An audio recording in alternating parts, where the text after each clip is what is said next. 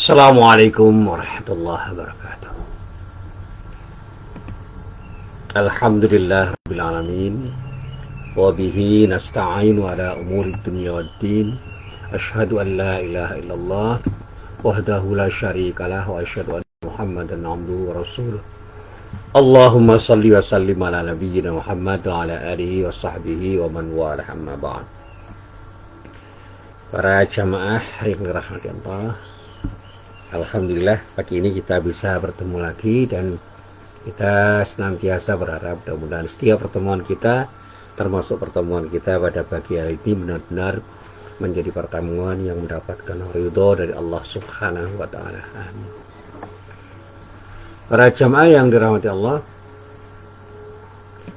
pagi ini saya ingin menjelaskan dan sekaligus menjawab pertanyaan-pertanyaan dari para jamaah tentang apa yang disebut ulama dan siapa mereka, serta bagaimana kita melihat tanggung jawab mereka, utamanya terkait dengan tanggung jawab sosial kemasyarakatannya di samping tanggung jawab mereka kepada Allah Subhanahu wa Ta'ala.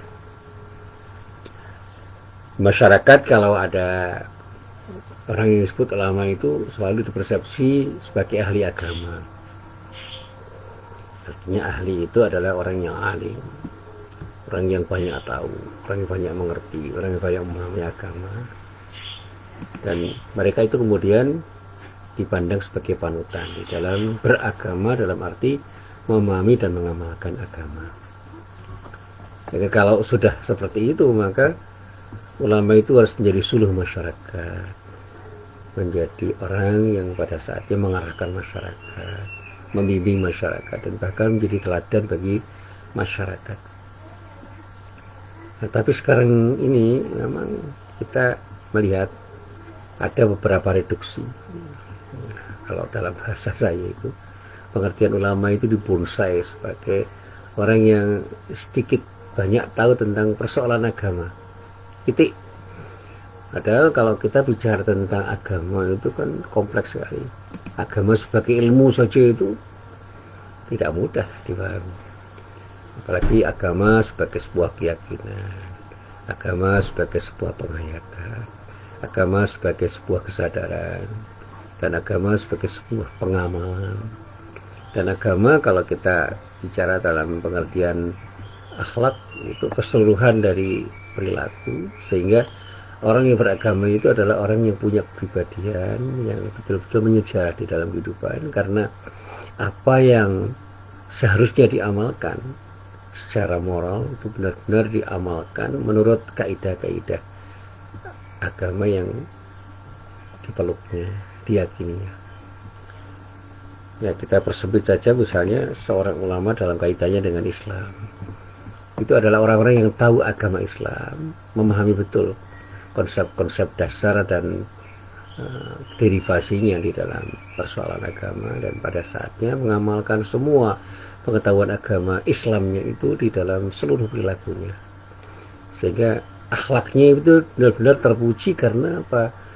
Orang yang disebut ulama itu adalah sekumpulan orang yang betul-betul berakhlak dengan akhlak Islam. Standar moralnya berbeda dengan orang biasa, dan inilah yang katakan sangat berat, sehingga klaim-klaim seseorang, kelompok orang tentang siapa ulama itu juga perlu dikritisi. Karena ada ulama yang tahu agama tetapi justru tidak beri contoh yang baik di dalam beragama. Bahkan ada ulama yang hanya sedikit banyak tahu tentang persoalan agama yang sangat minimal, kemudian dianggap sebagai ulama, dan sebutannya kemudian disebut dengan kiai, dan kiai itu ulama yang kemudian menjadi panutan. Saya selalu mengatakan kita harus bersikap kritis terhadap siapapun yang melakukan tindakan, termasuk berpendapat. Jadi tidak sepakat dengan pendapat orang siapapun mereka itu, termasuk yang disebut ulama itu, wajar-wajar saja, boleh-boleh saja. Tetapi tidak asal tidak sepakat. Ketidaksepakatannya itu harus juga disertai dengan argumen-argumen yang bisa diterima. Saya sebagai orang awam kadang-kadang juga tidak sepakat dengan pendapat ulama tertentu, tapi saya tidak pernah mencela. Saya tetap punya sikap ta'lim karena mereka betapapun adalah orang-orang yang perlu kita hormati. Apalagi ketika saya mengkaji kitab-kitab tertentu dari ulama-ulama besar seperti Imam Ahmad bin Hambal, Imam Syafi'i dan yang lain-lain. Nah, sikap ta'lim saya itu saya tunjukkan. Saya pernah tidak setuju dengan salah satu pendapat para imam besar itu, tetapi bukan berarti saya kemudian mengatakan ini salah. Tidak, saya mengatakan saya kok belum bisa menerima pendapat ini, barangkali memang saya belum bisa memahami pendapat beliau, karena lebih condong untuk berpendapat seperti pendapat ulama yang ini dibandingkan ulama yang itu, karena menurut pendapat saya ini lebih tepat. Tetapi saya tidak pernah mengatakan pendapat saya ini benar atau apalagi paling benar. Saya selalu mengatakan inilah pendapat saya. Kalau saya salah ya saya katakan ini kelemahan saya. Tapi kalau ini benar ya alhamdulillah, semua dari Allah. Makanya di dalam beragama saya selalu mengatakan insya Allah saya akan selalu melihat pendapat para ulama untuk kemudian saya amalkan di dalam kehidupan saya dengan satu keyakinan bahwa pendapat ulama itu memang benar-benar bisa saya setujui dan betul-betul selaras dengan apa yang menjadi pendapat saya dengan argumen-argumen yang saya coba untuk saya gali. Dan prinsip corona, bagaimana saya membandingkan pendapat ulama dengan ulama yang lain itu yang saya pakai. Sehingga saya selalu membanding-bandingkan pendapat para ulama untuk bisa punya sikap tertentu tentang bagaimana seharusnya saya beragama.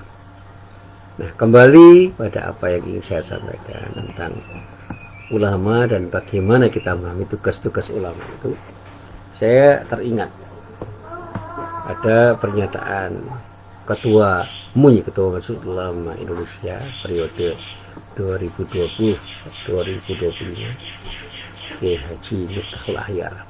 Nah, belum lama ini memang cukup menarik untuk kita cermati. Dia menyatakan bahwa tugas ulama itu adalah berdakwah tanpa mengejek.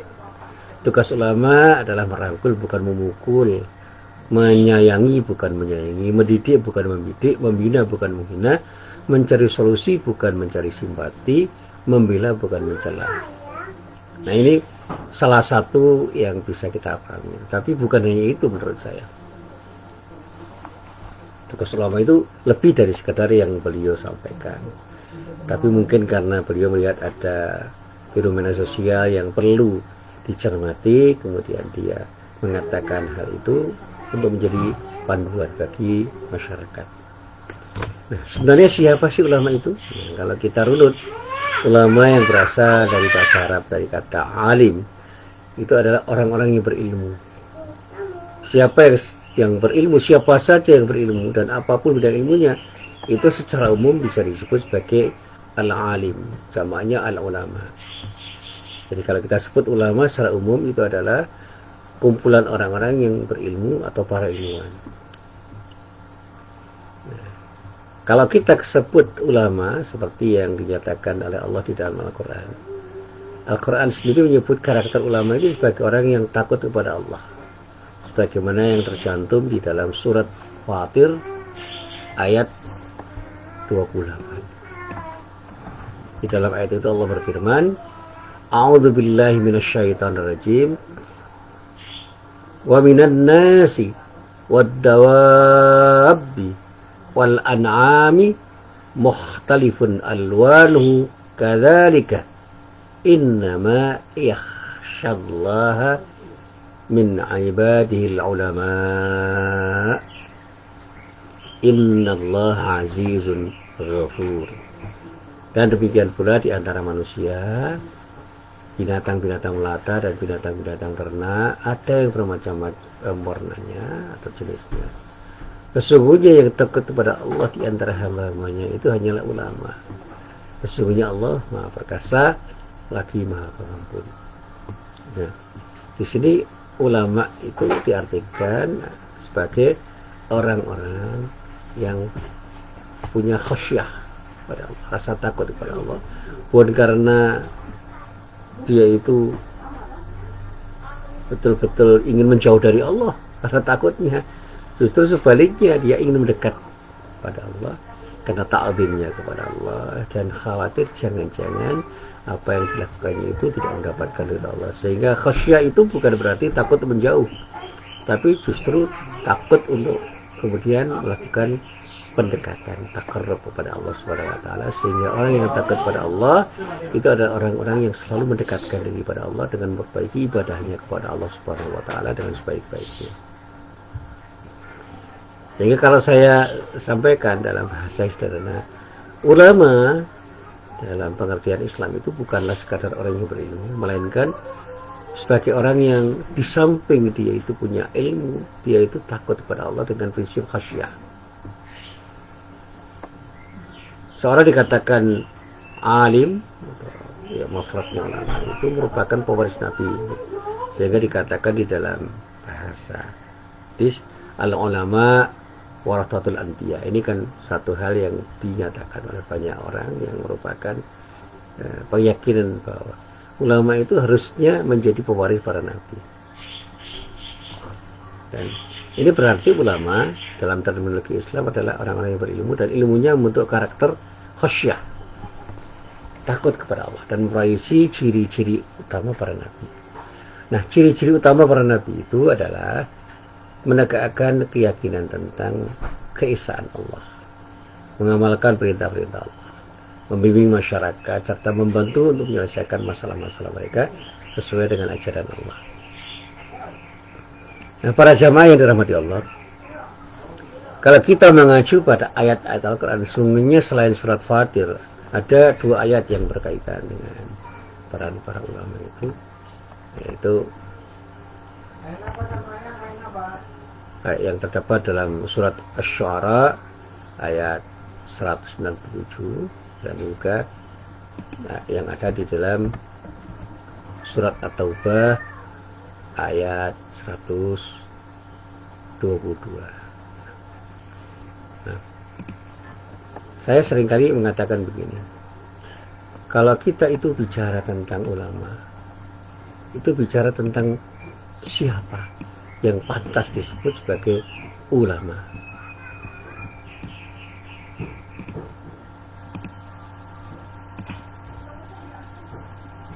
Siapa yang pantas disebut sebagai ulama? Katakan di dalam ayat 197 surat Asy-Syu'ara dengan kalimat yang pendek. Awalam yakul lahum ayatan ayya'lamahu ulama'u Bani Israel. Apakah tidak cukup jadi bukti bahwa bagi mereka tidak cukup menjadi bukti bagi mereka bahwa Al-Quran itu diketahui oleh para ulama Bani Israel. Jadi ulama itu orang yang paham terhadap Al-Quran. Dan ada satu ayat lagi yang ada di dalam surat At-Taubah ayat 122 yang menyatakan wa ma kana al-mu'minuna liyanfiru kaffah walaula nafara min kulli firqatin minhum ta'ifatul yatafaqqahu fid din wa yunziru qaumahum idza raja'u ilaihim la'allahum yahdharun. Ya, ini sini.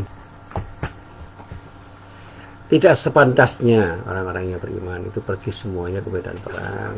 Mengapa sebagian dari setiap golongan di antara mereka tidak pergi, atau tinggal bersama Rasulullah untuk memperdalam pengetahuan agama mereka dan memberi peringatan kepada kaumnya apabila mereka telah kembali agar mereka dapat menjaga dirinya.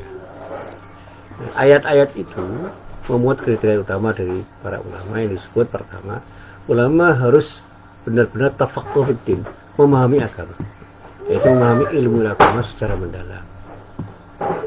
Posisi ulama itu akan menjadi rujukan masyarakat untuk bertanya berbagai hal yang terkait dengan kehidupan mereka. Ulama adalah sosok yang dekat dengan masyarakat. Ulama adalah orang-orang yang bisa dipercaya oleh masyarakat. Jadi kalau ada ulama yang justru menjauh dari masyarakat dan tidak dipercaya oleh masyarakat, nah ini bukan ulama yang sesungguhnya. Ya jangan begitu. Nah, yang kedua, ulama adalah sosok yang memahami perkembangan keadaan. Apa? Ia juga merupakan sosok yang memahami perkembangan kondisi sosial dan ekonomi masyarakat dalam berbagai aspek. Ulama adalah sosok yang memahami dan mengerti tentang perkembangan zaman. Ulama juga tidak ketinggalan zaman. Ulama akan selalu mencari informasi dan hal-hal terkait dengan perkembangan zaman yang memang harus diketahui, sehingga ulama itu adalah orang-orang yang betul-betul punya wawasan yang luas. Kemudian yang ketiga, ulama itu adalah sosok yang berakhlakul karimah. Dalam pengertian ulama itu memiliki integritas dan pribadi yang kuat serta menjadi panutan masyarakat. Jadi masyarakat itu melihat ulama bukan hanya sekedar melihat ilmunya, tapi juga akhlaknya. Bagaimana keseharian kehidupan ulama itu akan dinilai oleh masyarakat, sehingga seorang ulama itu adalah orang yang punya integritas yang luar biasa. Ilmu dan amalnya itu betul-betul padu, sehingga seorang ulama, kalau disebut dalam pengertian umum, seorang alim itu punya peran penting dalam kehidupan masyarakat, menjadi tempat bertanya tentang sesuatu terkait dengan hal yang utamanya adalah masalah agama, sampai untuk menyelesaikan persoalan-persoalan kemasyarakatan dalam lingkup yang lebih luas. Ulama itu adalah figur-figur yang diidealisasikan oleh umat. Mereka adalah orang-orang yang menjadi suluh masyarakat, yang selalu menjadi sosok yang akan menjadi panutan bagi masyarakat. Akan beberapa ulama mengatakan bahwa setidaknya terdapat 4 peran yang dipikul oleh para ulama, yaitu peran tabligh, tabayyun, tahkim, dan uswah. Melalui tabligh, ulama harus menyampaikan ajaran agama, menyampaikan Islam, mengajarkan hal-hal yang baik, memberikan pendidikan kepada masyarakat. Dengan tabayyun, ulama itu betul-betul bisa menjelaskan apa yang diajarkan oleh Al-Quran dan Sunnah, dan kemudian bisa melakukan klarifikasi terhadap hal-hal yang perlu diklarifikasi, sehingga masyarakat tidak bingung dengan hal-hal yang bisa saja membingungkan masyarakat. Melalui tahkim, ulama bisa mengeksplorasi sumber-sumber hukum Islam untuk mengambil atau membuat keputusan serta kepastian-kepastian hukum, ya, sehingga muncullah fatwa-fatwa dari ulama itu. Sementara melalui uswah, para ulama dijadikan sebagai figur publik, dan ulama itu memainkan peran sebagai pemimpin dalam beropini dan bagaimana melakukan komunikasi pada masyarakat untuk membina masyarakat menjadi masyarakat yang ideal. Nah, para jamaah yang dirahmati Allah, saya selalu mengatakan begini, proses seseorang itu menjadi seorang yang disebut bagian dari ulama itu memang tidak mudah. Ada jalan panjang, dan bahkan saya sampaikan bisa berdarah-darah, tidak hanya berkeringat, bisa berkeringat, bisa dengan air mata, dan bisa berdarah-darah. Karena ulama itu akan menjadi orang yang terus diuji dengan ujian yang berat. Ada semacam seleksi sosial yang menyangkut bagaimana ulama itu diakui, bagaimana ulama itu dianggap orang yang berilmu, punya rekam jejak yang baik, dan punya integritas yang luar biasa. Dan proses ini mengalir saja dan semakin ketat, sehingga kalau ada ulama yang kemudian melakukan tindakan-tindakan yang tidak baik dan ilmunya itu tidak memadai untuk disebut ulama, itu akan tersingkir dengan sendirinya. Meskipun sekarang ini karena pengaruh media massa atau media sosial, kadang-kadang memang orang dengan mudah untuk menyebut orang-orang tertentu sebagai ulama, dan bahkan ada orang yang mendakwakan dirinya sebagai ulama dan kemudian menjadi seluruh masyarakat dan selalu menebar sesuatu yang pada saat itu justru menyinggung masyarakat, sehingga kualitas pengetahuan masyarakat tentang agama itu menjadi semakin tidak bisa dipertanggungjawabkan, karena apa yang disampaikan oleh orang-orang yang menyebut dirinya ulama atau disebut ulama oleh sebagian orang. Ya, kalau dulu ada istilah ulama su yang disebut sebagai ulama-ulama yang mendekat pada kekuasaan, sekarang ini tidak hanya itu. Ulama su itu bisa dipahami sebagai ulama-ulama yang tidak bisa mempertanggungjawabkan ilmu dan amalnya ketika dia harus menjadi suluh masyarakat. Dan kalau kita menengok sejarah, para ulama itu sebagai orang-orang yang betul-betul menonjol. Dia menjadi kelompok elit. Mereka adalah orang yang bisa memperkokoh kedudukan pemimpin dan memberikan kritik pada pemimpin. Di Indonesia sendiri kalau kita melihat sejarah ulama, hubungan erat antara raja dan ulama itu memang bukan hal yang aneh. Ketika itu memang para ulama selalu berada di samping raja untuk beri nasihat, sekaligus memberi legitimasi politik dengan rakyat. Tapi integritas mereka diuji di situ. Sehingga raja itu perlu ulama, ulama perlu raja itu bukan berarti kemudian keduanya harus berselingkuh untuk melakukan tindakan-tindakan yang tidak baik. Justru raja itu memerlukan ulama karena apa? Dia ingin tindakannya terarah, jadi tindakan-tindakan yang bisa dipertanggungjawabkan. Dan ulama perlu raja itu karena apa? Kekuasaan politik itu diperlukan untuk menyebarluaskan ajaran agama. Dan saya menjadi sangat paham bagaimana dakwah itu ketika dia didukung oleh kekuatan yang memadai itu akan sulit untuk berkembang.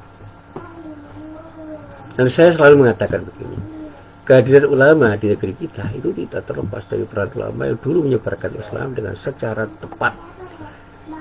Bagaimana mereka menjadikan Islam sebagai rahmatan lil alamin, bagaimana mereka menyebarkan Islam secara damai sehingga mudah diterima oleh berbagai lapisan masyarakat, sehingga wajah Islam yang berkembang di Indonesia itu menjadi Islam yang betul-betul menyejukkan. Tetapi apakah seperti itu terus? Ya tidak. Tentu saja ada pergumulan-pergumulan yang pada saatnya akan memunculkan dua kutub ekstrim. Ada orang-orang yang sangat ketat memahami agama, tapi ada orang-orang yang sangat longgar. Kemudian muncul Islam wasatiyah. Islam wasati itu Islam jalan tengah yang berusaha mempertemukan antara dua kelompok ekstrim, kanan kiri. Dan di dalam kaitannya dengan bagaimana ulama itu berperan, ya memang tidak tunggal peran mereka. Ulama di Indonesia itu betul-betul menjadi orang-orang yang pada saatnya akan dilibatkan dalam upaya memperbaiki keadaan. Dan pentingnya ulama di dalam memperbaiki keadaan itu serasa betul di Indonesia ini, sehingga jangan pernah umara pemimpin itu menjauh dari para ulama, tetapi jangan pernah keterlibatan ulama itu kemudian dimanfaatkan untuk memberikan legitimasi terhadap tindakan-tindakan yang pada saatnya memang tidak perlu dilegitimasi dengan pendapat-pendapat ulama yang pada saatnya bisa jadi ada perselingkuhan antara ulama yang kemudian melahirkan ulama-ulama su yang pada akhirnya akan justru mengakibatkan umat itu menjadi umat yang tidak ideal. Dan peran ulama itu sangat strategis sebagai pemimpin umat dan sekaligus harus bersinergi dengan pemerintah dalam upaya memperbaiki kehidupan bangsa.